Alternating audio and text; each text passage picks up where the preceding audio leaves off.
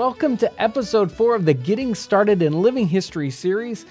This episode is on research. I'm John Townsend. I'm Kevin Carter. And let's go ahead and get us up to speed. Yeah, let's have a little bit of a review. John, the first session we talked about taking the leap. And in that session we talked about how we set up all of these excuses for not being involved in living history. Some of them may be legitimate, but most of them, we can overcome them. Yes. The second session, we talked about connecting. And if we want to shorten our learning curve, this is the best way to do it. Connecting with historic site, reenacting groups or interpretive groups. Or a mentor. One person. Yes. Yeah, and really that was kind of the crux of that message, was look for a mentor, whether it's at a historic site or with a group. Right. The third session was on choosing your persona. There's so many things to do, so many different kinds of people to represent in history. We really have to pick one out and focus on it as much as possible, or else we're going to present a very fuzzy picture. Right. If you haven't seen any of those previous episodes, I'd really encourage you to do that because we're kind of building on the ideas. So, all right, John, so today's topic is on research. Yeah, and when I first brought up the topic of research and I thought about it in my reenacting days or whatever, I thought about research and said, boy, these people are going to be scared about research. That's a scary word. It brings back all sorts of bad memories for me. Right. All those days in school, whether it's in high school or other kind of schooling, and you have to do research projects and you wait until the night before it's due. And then you run to the bookcase and you pull off the Encyclopedia Britannicas to try and find something, the magazine rack, the National Geographics, and you pull a line out of here and a line out of there, and you've done this, right? Yeah, and well, usually I waited, in fact, until the morning before, or the actual morning of, and ran to the library and tried to scribble something down, and you end up with 2 paragraphs and you look like an idiot, and you didn't fool your teacher. Right, yes. and you didn't fool them at all. Nightmares. Yes. And I think we felt inadequate to the job. Right. The reason why we didn't like that is because, of course, we were being judged and we felt very inadequate. Right. Research doesn't have to be that way. In fact, all the things that I do, I think I enjoy research the most. It's a process of making discoveries and making connections. Right. And it's like you're a detective, and it's all the best parts of those things. Right. John, the second session we talked about connecting with a group. Mm-hmm. Here is a way, and we mentioned this. You want to shorten your learning curve. This is what we're talking about. If you want to get a head start in your research, connecting with a group is a must. It's not a must, but man, it shortens things up and it makes things so much easier. If you get in the right group, all the research is basically done for you. To get you started. Right, to get you started. A good group has, especially a military group or one that's very, again, focused. A lot of the research has already been laid out. And so all you really need to do is read their research and even the summary of their research, and they will show you exactly what you need to know. And it gets you started. Boy, you're, right out of the gate, you're dressed properly, you know all the basic skills, and you're ready to go. Right. So, John, why, in your opinion, why is research so important? Well, I mean, if we don't do the research, we are going to feel very inadequate, just like that kid back in high school. We're going to feel like an idiot out there, and that will show through in everything we do. We won't feel confident about what we're wearing. We won't feel confident about what we're saying or doing, and it won't be any fun. Right. But once you do the research, that'll give you all the confidence that you need to have a very good time at doing this. And you will have that confidence because you'll have spent all this time doing research, and you'll have fun doing it, and you'll want to share it. That's the best part about it. Once you just make these discoveries, you can't help but share them. And that's why some people do living history in general. I've done all this research and I want to share this information. So that's why we want to do it. Also, we're adding to knowledge.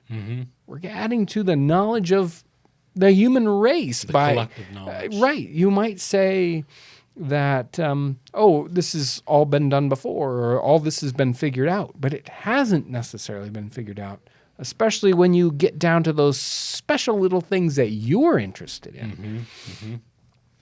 You know, there are all sorts of excuses why we don't do research. You know, sometimes when I'm doing it, I kind of feel like I'm almost preparing for a debate, like I'm preparing my defense. And I suspect that I'm doing it with the wrong attitude. That really, I don't have to be worried about defending myself or defending my conclusions, that it's really more of a conversation that I'm preparing for. Yeah, you don't have to worry about being wrong, because you're always going to be wrong with something. Hopefully, though, you keep adding, you keep learning, and you keep finding the things that you were, incorrect about or not complete in your thought about. And so it's again, we keep talking about this as a journey. It is a journey. This research isn't done. And we keep going down that road of learning more and more and connecting more and more dots. And we have to start. We can't be intimidated by it and say, well, I'm going to do my research later. You need to start, and it will build and build and build as you go. Years and years later, you're going to find something. Oh, now I understand why, the very first year I was doing research and I was trying to study this, why it was difficult. But up front, John, it can be very intimidating. Yeah. It's like, where do I start? Oh, yeah. What resources are available to me? I don't know what I'm doing. So there are a lot of excuses that someone can have not to do their research. Sure. It looks intimidating. It can seem very intimidating from the outside. Only college professors are able to do research like this, or only, whatever. Somebody who's got 20 years can do this research. Well, they all started someplace. Yeah. Everybody started at ground zero. It can sound difficult. It can sound painful. Yeah, it can sound like it's some kind of impossible, task. And I mean, occasionally what we're trying to research might be an impossible task. This information might be very difficult to find without sort of, going at it around in a circle. You need to know about something very, very, very specific. There may not be records for it, or, they may be lost. Maybe they're lost, but you'll have to find them. So it can sound very difficult. It can sound intimidating. But all we really need to do is start tackling it, and slowly those answers will come. And again, when you're working with other people, they'll help you with some of those answers. I can't find this. Oh, we'll try looking over there. It might be helpful for the participants in this course if we break this down a little bit, this term research or resources. I think it would be helpful if we talk about the different types of resources that are available. Right. There are a couple of main terms that we use, sort of like when we're talking about first person and third person interpretation. Well, we've got two kind of types of resources. We've got primary resources, and then we have secondary resources. And primary resources are when you look at when you're looking at something from the time period. You want to research something, and so you actually find a book from that year, or that describes that year from right in that time frame. Or we're trying to figure out what somebody wears in 1775, and we find a painting of somebody in 1775, and so we can see what they're wearing. there are a lot of great primary resources that are available to us now through the internet. So, that it's a great time to be digging through primary resource materials. Secondary resource materials are resource materials that have been collected after the fact, and usually in a contemporary setting. So today, if you find a book that's written, last year by somebody about, soldiers of the Revolutionary War, all that whole book is secondary resources. Someone else's interpretation, right? Hopefully of the primary resources. Hopefully of the primary resources, and those are excellent books. I mean, they can again, it's sort of like having a mentor. They really shortcut your way to finding those primary resources and understanding them and interpreting them. It really is somebody else's. It's a printed mentor. I'd venture to say that some of the most valuable parts of those secondary resources would be your bibliographies and your footnotes, and those tools that take you back to the primary sources. Right. And let's talk about the problems with these resources. And we can start right there with secondary resources. One of the main problems with secondary resource is that either the bibliography isn't good, or there is no bibliography. There's nothing worse, and it's so popular in like 1950s and before, or right around the turn of the 20th century. You'll have all these great history books, and there's not a single solitary resource or reference to where they got the information. So they'll say, 200 or 150 years ago, XYZ happened, or they did this or that, and there's no proof whatsoever. And it's almost like, you might as well throw the book out the window. The only thing it gives you is more questions.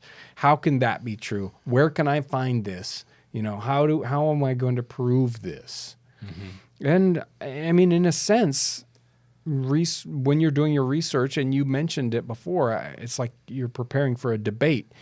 You kind of have to, at least an internal debate, you are preparing for a debate. How can I prove this to be true? To myself, at least, if not to other people. And secondary resources, if they don't have those good bibliographies and those good footnotes, are not worth the paper they're printed on, other than to ask more questions. There are challenges, too, though, with primary resources.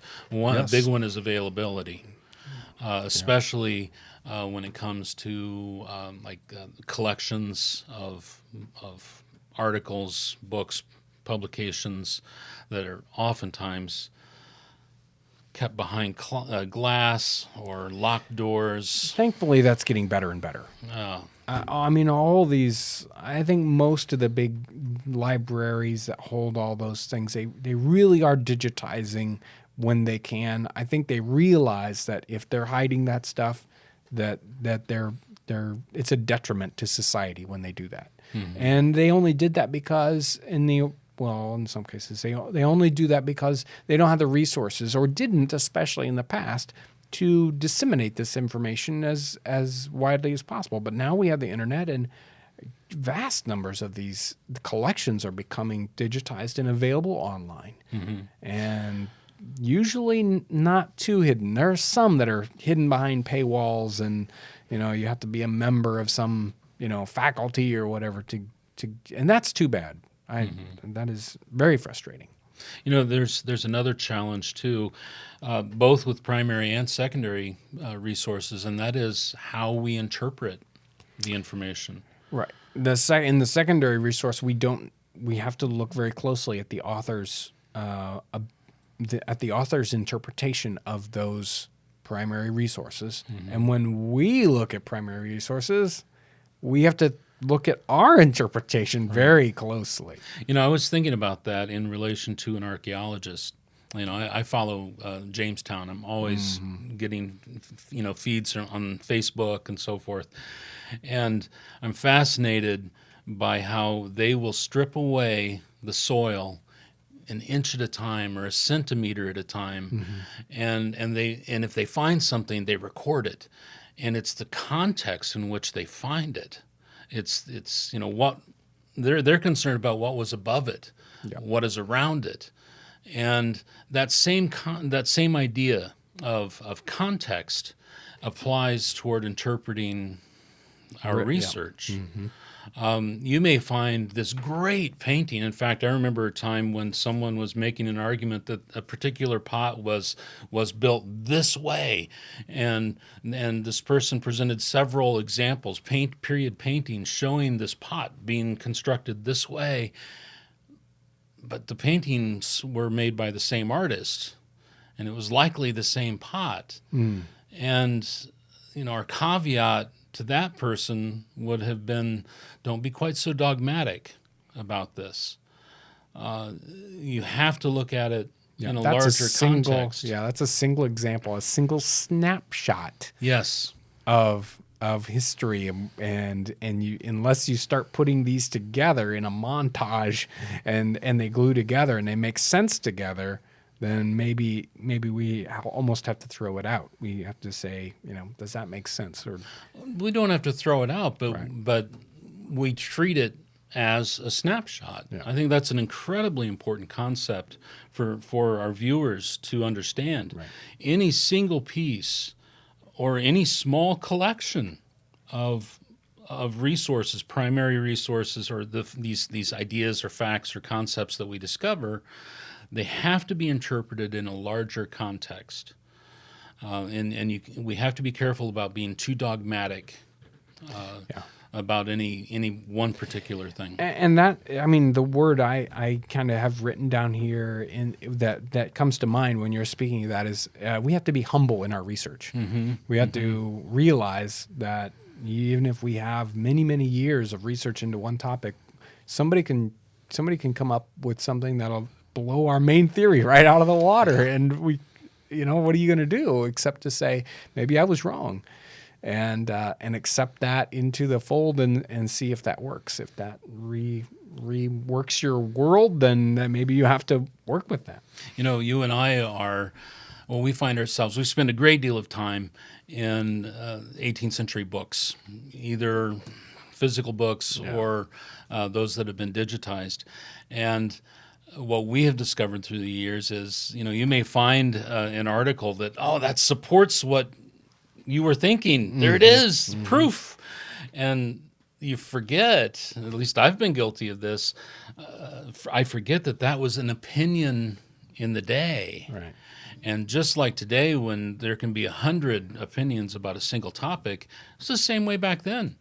And you have to look at the varying opinions.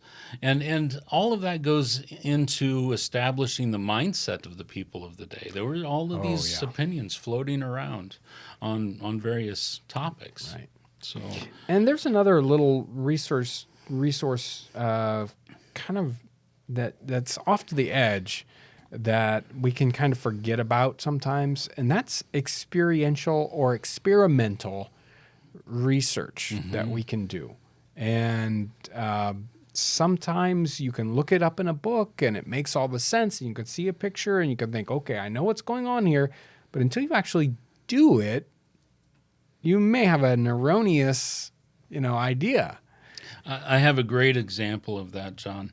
Last night I was experimenting baking some bread, and I was trying modern yeast compared to some brewer's yeast or barm that I got from a local homebrew club. Very excited about that.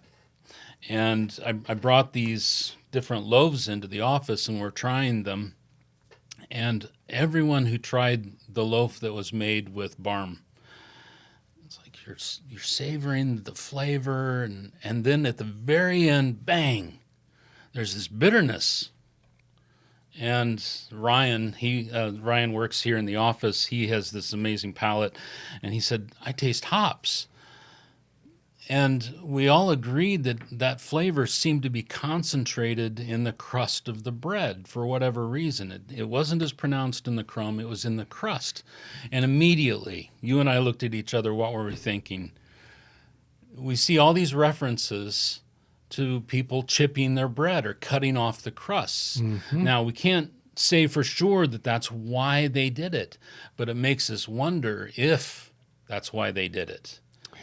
Yeah, we know that they over they baked in different lots than we did. It was great big giant loaves, and so they would probably get very hard crusts on their bread. But and they, depending on the oven they were using, they might have blackened the bottom of their bread. So there's another reason to cut it off. But that whole idea of maybe they didn't like the taste of the crust was something that we had never kind of connected before. And if you've not baked with barm, Yeah, you wouldn't. you wouldn't understand that. Right. We love, crust today. Ooh, crusty bread. But maybe if you wouldn't like it so much if it had a hoppy bitterness to it. So that's a little bit of information that I'm just going to tuck away. We're going to have an opportunity later on this year to visit the folks at Genesee Country Village, and they have this amazing brewery to bakery program. Right. And I want to talk to them about that idea. It's like, have you wondered about that too? Have you found any indications in the books that might suggest that that's why they did that? Right. And so I'm collecting these little bits, these snapshots, and they slowly glue together in your head. They slowly connect as you start connecting the dots. Right. Yeah. So we talked about the types of resources, but there are different kinds of materials that we're going to work with, of course. Obviously, printed books, one of the main old go-tos. Everybody, that's my age. That's what we are used to. Let's go to the library. Let's get out those printed books, whether they're secondary or primary or art books or whatever. You're going to find all this stuff in books. But not so much anymore. So many of the books have been digitized and put online. And they're so much more powerful. Oh, they're searchable. Yeah. Word searchable. And also, not all of the books are in full view, but so many of those books that have been digitized, you can get reprints of them. So you can actually have a physical copy of of this 18th century book in your hands for a little bit for of your nothing. own reference, right? And for a little bit of nothing.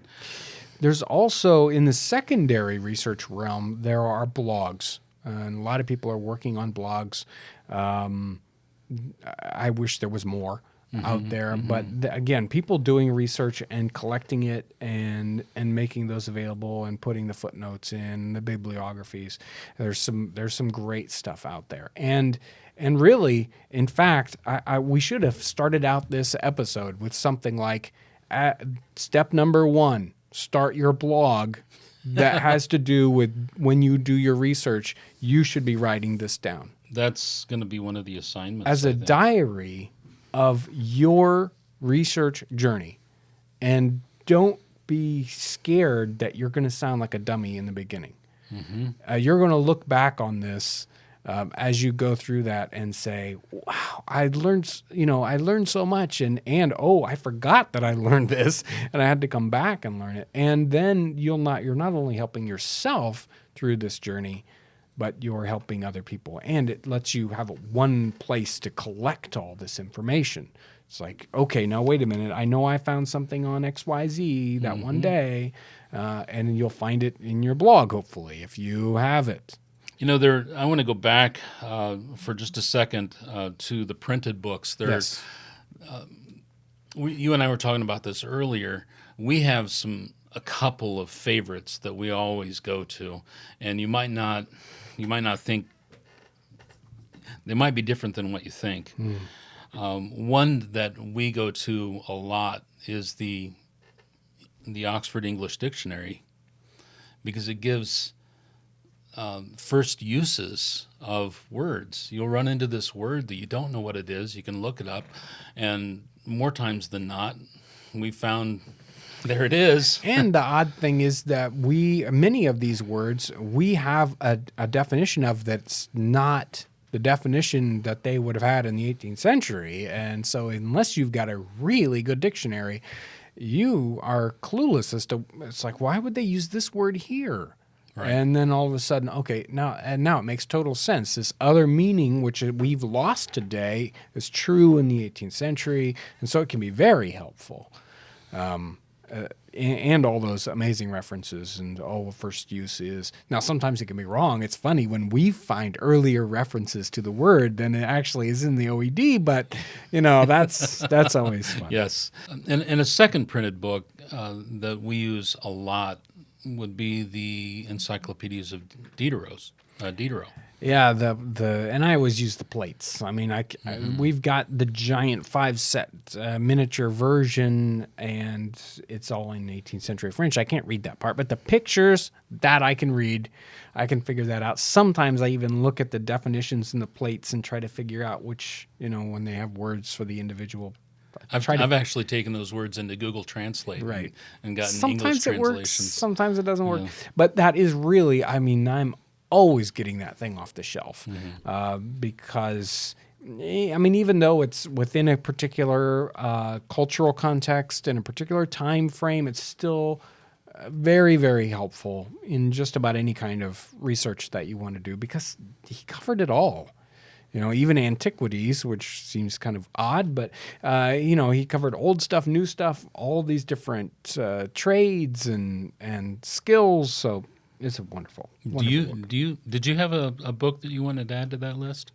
That was the one I wanted to mention. Oh, okay. All right.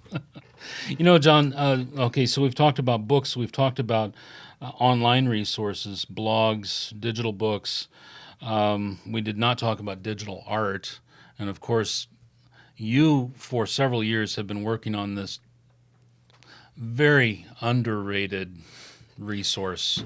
I wish there was more. I wish I could spend more time on it, but it is what it is. The siftingthepast.com blog is hilarious because it started off because I would find these paintings and it's like, oh, Kevin, look at this, and I'd send Kevin a picture and he'd like, that's great, and then finally I said, okay, what I need to do is take these and put them into a blog format and have the date and have the artist and the title and specifically a note of all the little things you're going to see in the painting because I was looking at it for mostly a material culture thing. Okay, what did a stool look like in this year? What kind of hats were popular in that year?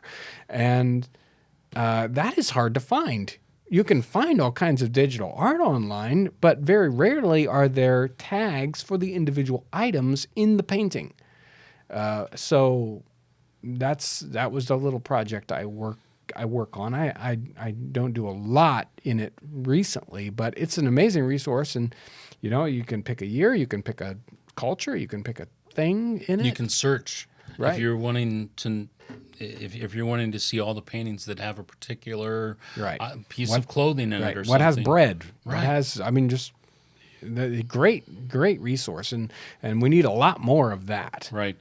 Granted, you have not had the chance to work on that a lot lately, but you did a lot of work on that in the past, and there are hundreds of paintings it's in there. Very useful. And very useful. That's siftingthepast.com. We'll have a link down below.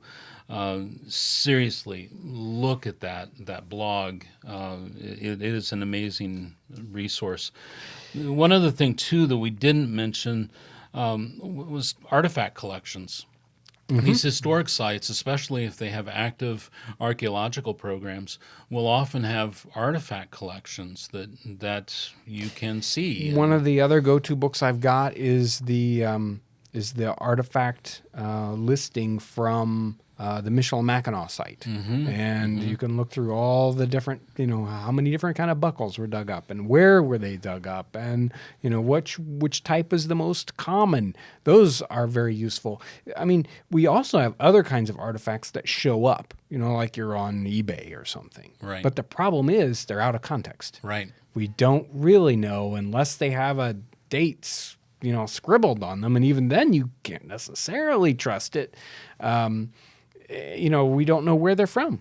We don't know their context. So, artifacts outside of their context are kind of useful, but they're kind of like that secondary resource book that has this really cool idea, but we can't tie it back.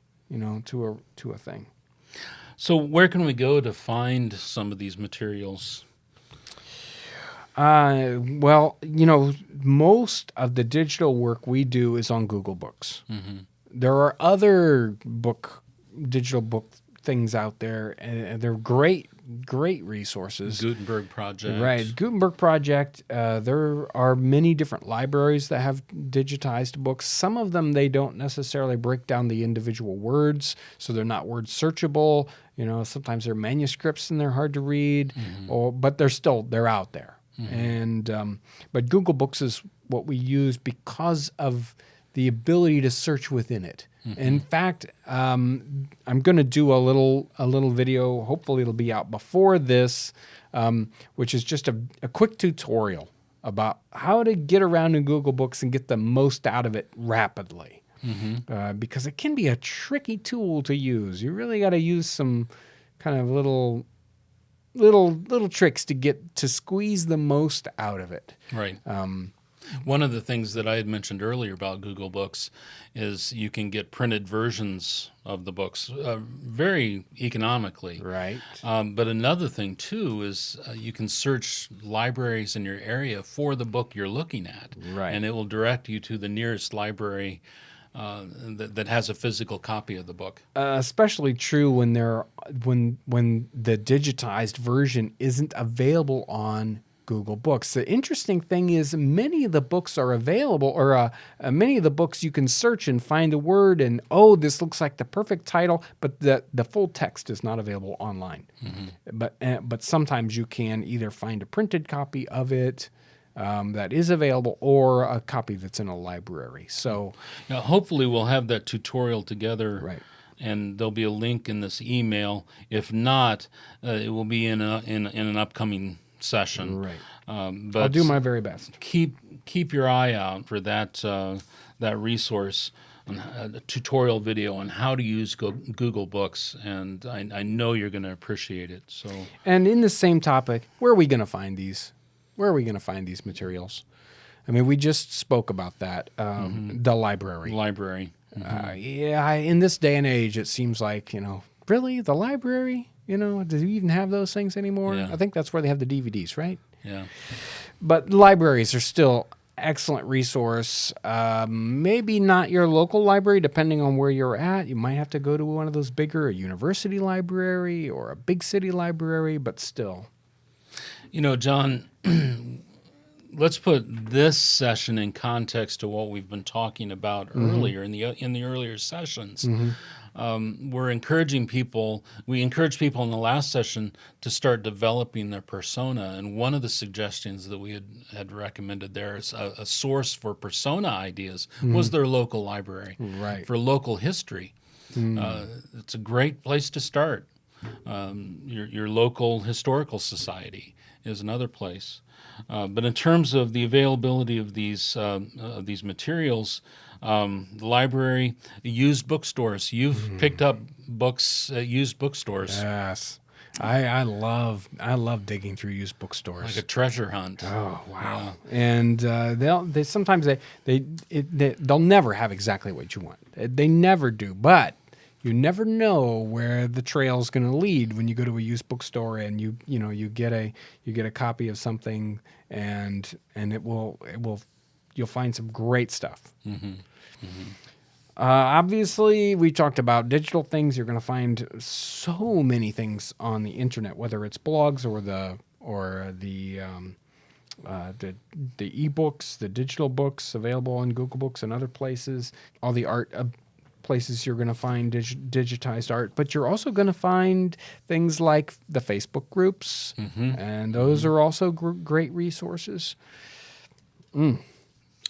Especially in light of developing your persona, I would encourage people to start there in their research.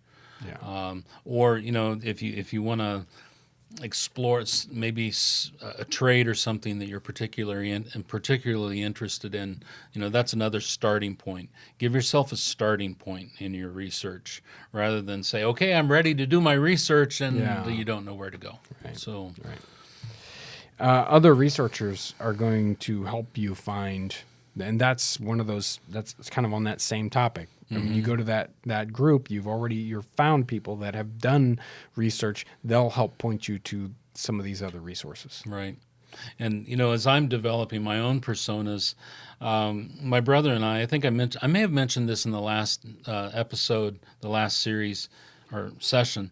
My brother and I got on Ancestry.com. There are other websites like that, and we started digging back into our family past to find potential persona ideas, and it was fascinating how I was able to trace my family back to the 18th century and beyond, and learn about a particular people and their vocations, and there would be links to, this person is mentioned in this book over here, and I found it to be a great resource. So Ancestry.com. I haven't used that. So Yeah, and there, like I said, there are other websites like it. And let's cover this topic really quick. What are we researching? Well, again, I think we have to give ourselves a starting point. It's either a persona idea or something that will lead into that. Like, is there a trade or a skill or a craft that you're interested in? Is there a story in history that you want to understand? And maybe there's a character in that story that you pluck out of that context and say, here's a person that I can model my persona after. Right. So it's basically all around that persona idea. Right. It's almost like if you went back in history and you chose this person, you walked right up to them and you started asking them questions. Those are the kinds of questions that you want to answer. Right. The who, what, why, where, Right, how, when. Those basic questions that we asked in the last session, right? And we start off basic. Who were they? What did they do? What did they wear? Then we got further in depth. It's like, what did they think and why? Right. And we'll talk about that in the future episodes. So, I mean, our next episode is building the outer man. Right.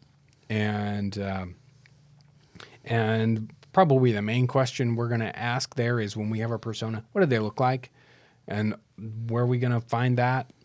We're going to look in digital art. We're going to do our very best to see what people like that wore, and we're going to look in paintings. We're going to look in drawings. So that's the kind of research you want to do right off the bat. What does this person look like? So, okay, John. So there's an assignment. Okay, if the tutorial is up, hopefully it will be. I think that's one thing that you really must do is watch that tutorial on how to get around Google Books and how to use it to its full potential.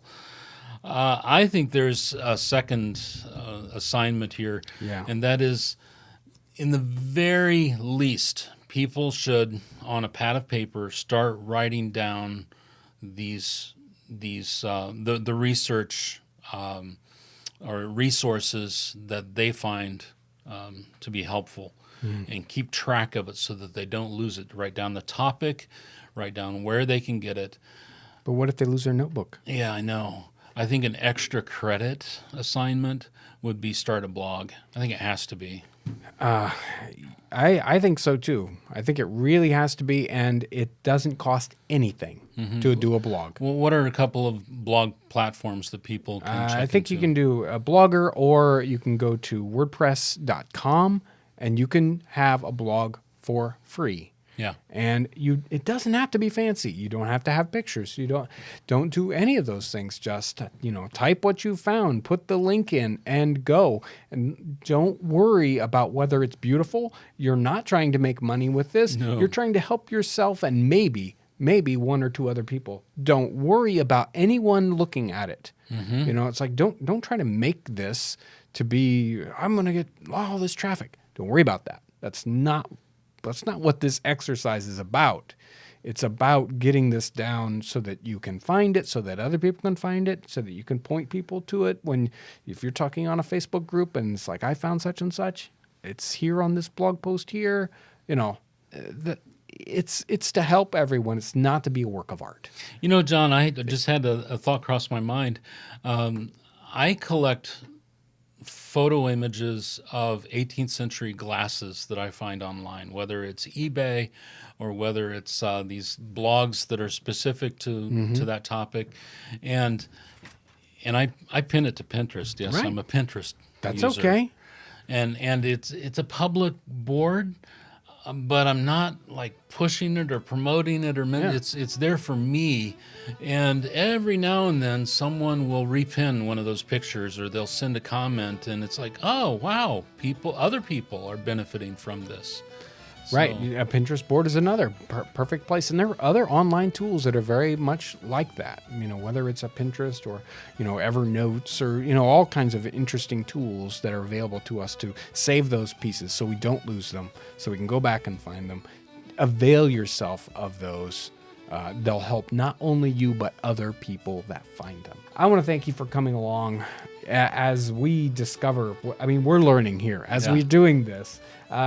As we work through this getting started, because it is something that's going to be so helpful to everyone. So thank you so much for the time, your effort, your great interest in this. This is fun. Thank you so much for watching.